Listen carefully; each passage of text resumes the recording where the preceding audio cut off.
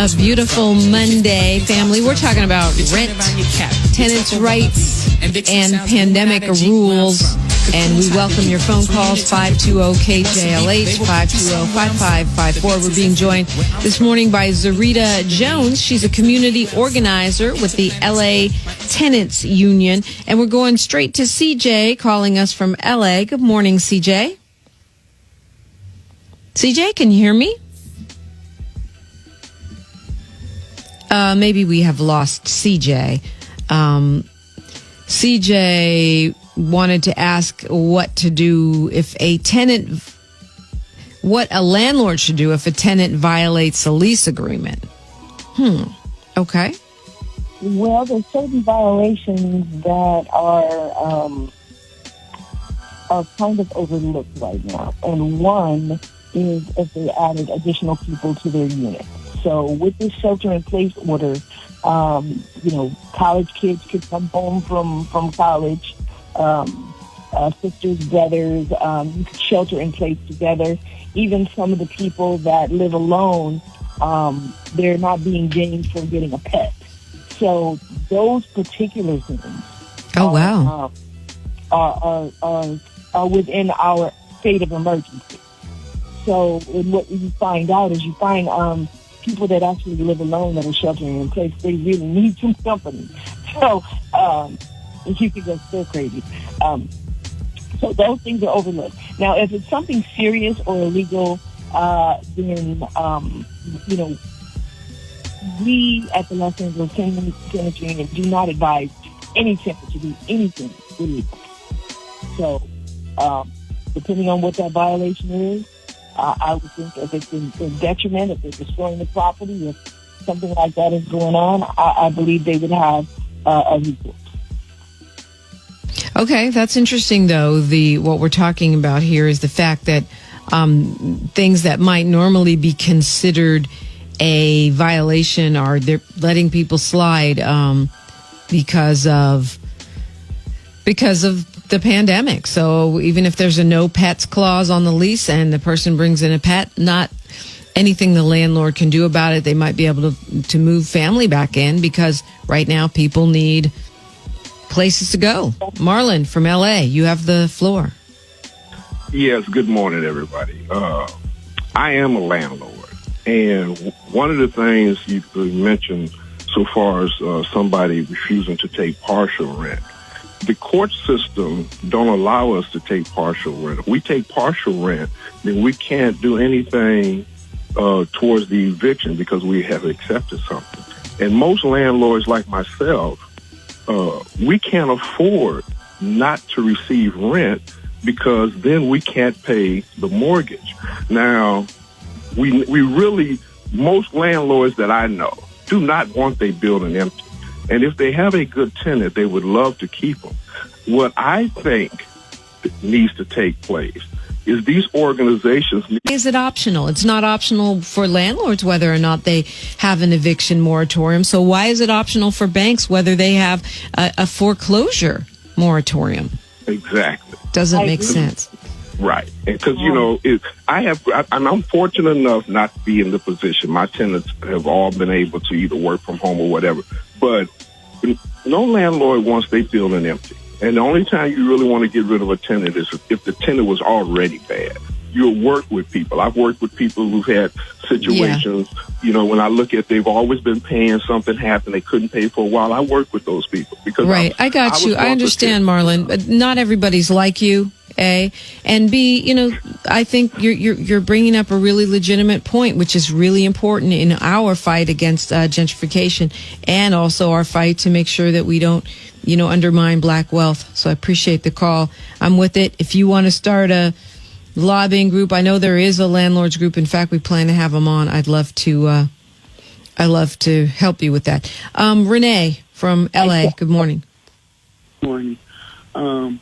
I have a situation where I was supposed to move, had agreed to move, like April the 1st. And because of the pandemic, I couldn't move. I held the rent, and now I have the money. Okay, sheriff came to my house last week, and from Inglewood and said the moratorium was over. I understand the moratorium had been extended in L.A. and in Santa Monica. My court case was filed in Santa Monica. It's been extended. But like I said, the sheriff came and he told me the moratorium, that they have started back eviction. Okay, so maybe the Inglewood moratorium may have ended, but the county moratorium has not ended, and the sheriffs are governed by the county, right? Yeah, but I live in Leimert Park. Okay, so the moratorium that's what we delicately call BS. Yeah, what can she do if the sheriff's telling her the moratorium is no longer in effect, which is an actual lie because it's been extended to September 30th? What should she do? And I hear a lot of those fabrications coming from landlords and other people that are involved in the chain of command. But they still need and cannot be evicted without a court process. That is the law. And until that process is completely gone from start to finish, including filing the UDs, having your time in court, the answer, not in that order. And, of course, now you have the right to counsel. So what most people don't realize is that the County of Los Angeles has put forth $300 million to help with the fight for this eviction tsunami that's come. So that's why you have all of these organizations. And I wanted to take and roll back and address something that I believe Marlon said. There are organizations out there that do help homeowners. And yes, even though I may be the co-founder of the Ball and the Merch Crenshaw local of the Tenants Union, but I'm also the secretary of the Tenants Chapter in ACE, which we also have a home defenders chapter. So he may want to contact us. We have a bunch of mom and pop landlords that are fighting the same fight next to the renters with our politicians and our elected officials to do exactly what he's asking. So yes, we do have it. And that's what community organizing is. It's not just one portion of the community, it's the entire community. And all of the plight that we're having and all of the suffering of the people that live within that particular community itself. Right. And, we will definitely have the landlords organizing, the mom and pop landlords organizing group on very soon. So people, because I know we have a lot of folks with concerns about that, and I'm one of them. We have an anonymous caller from Inglewood. Good morning. Good morning. It's Anonymous from Inglewood. I'm just so concerned because, I'm a mom and pop owner. I don't own nothing but an extra house to rent. And if the tenant was deciding not to pay the rent, I'll lose my house. And a forbearance can cost you up to $10,000. So, What do you mean it would cost you $10,000? When I had to put barriers put on my house about 20 years ago, and in order for me to get out of foreclosure, I had to pay an extra $500 a month. Well, yeah, if it goes into okay, hold on one second. That is not legal right now anyway. They can't. Well, that happened during that 2008 mortgage thing that was going on. Where we got no love back then. I remember. Yes, I remember it well. If it wasn't for Kamala Harris, I would still be in a mess with that. But you mean Kamala? With that right there. Gotcha. Yeah, she did. Anyway, that is one thing she did a great job on. So, but it's a great point because the banks don't have to give you forbearance. But if they do give you forbearance in the pandemic, they can't charge you extra. They can ask you to pay it all right away after 3 months, and who can do that? But most of them are not doing that. But they cannot charge you extra right now. You want to comment on that just quickly, Ms. Jones, around his concern about, the banks charging him extra? Should they grant him a forbearance? Actually, they should. But again, we're still talking about those bad actors, those bad banks. And we have actually 7 on our radar that have been really, really giving the homeowners a hard time. And like I said, that's why our campaign is rent and mortgages, because we are taking those homeowners and those mom and pops into consideration, and those that are renting their properties that are also on the verge of losing their property. We're all in the same fight. We're on the same side. We need to join forces. Can you imagine what it would be like if the renters and all of the single-family homeowners that are non-corporate owned joined forces?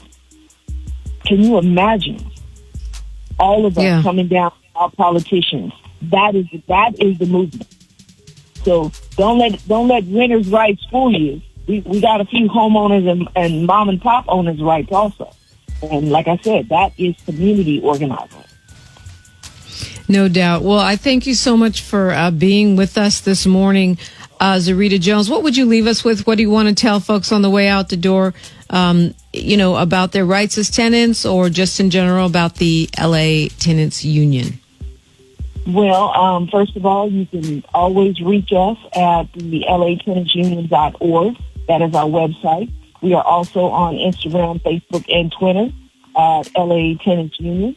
And what I'd like to leave with everyone, whether it be a renter, whether it be a mom and pop landlord, even whether it be someone that is unhoused, you get involved, you get informed, and you share the knowledge. And that is how we form this tidal wave to fight back against people in our houses. Zerita Jones, thank you so much. It's been a pleasure talking with you this morning. Thank you so much. I appreciate it. And thank you for having me.